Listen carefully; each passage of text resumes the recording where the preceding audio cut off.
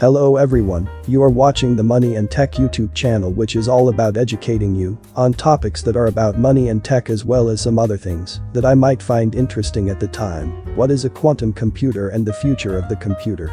Quantum computers are here to stay. Not only they will solve a great problem we have, but they will make everything faster and a lot better in the computer industry. So, are you ready to see the future of the computer?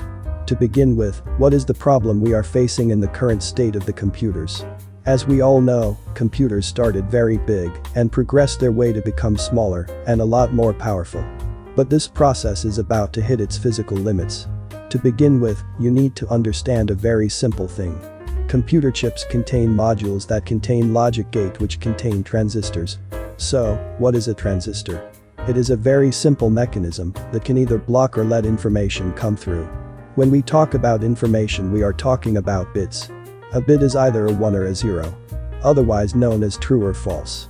If we combine transistors together, then they can provide, as with logic, that can do very simple things. A combination of logic can do very simple things as well, for example adding or multiplying two numbers. And after you do that, the computer has the power to do anything.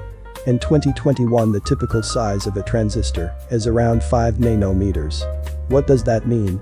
That a transistor is now a couple of thousands of times smaller than a blood cell and smaller than most viruses. So, because transistors are getting closer and closer to the size of an atom, loads of problems will occur.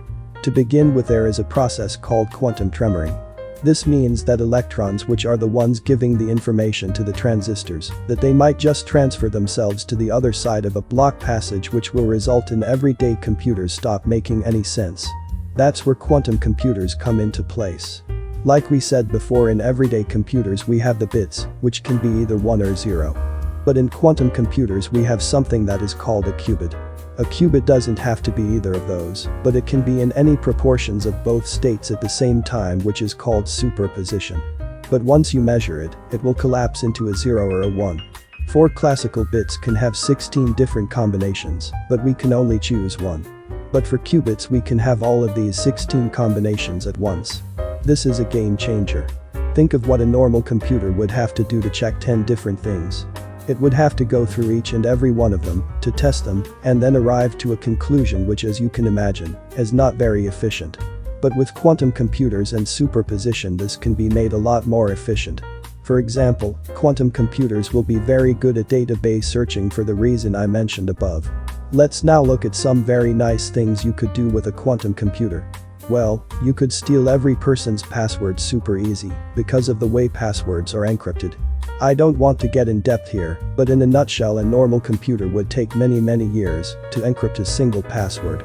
That is not the case for quantum computers that could actually do that in a matter of seconds. But malicious activity is not it.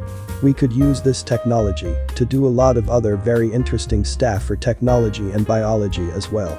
To sum up, I believe that quantum computers will be the future, and if they manage to succeed, they could create a very big leap in humanity in a very small period of time. Tell me what you think about this technology down in the comments, which I will read and reply to as many as I can.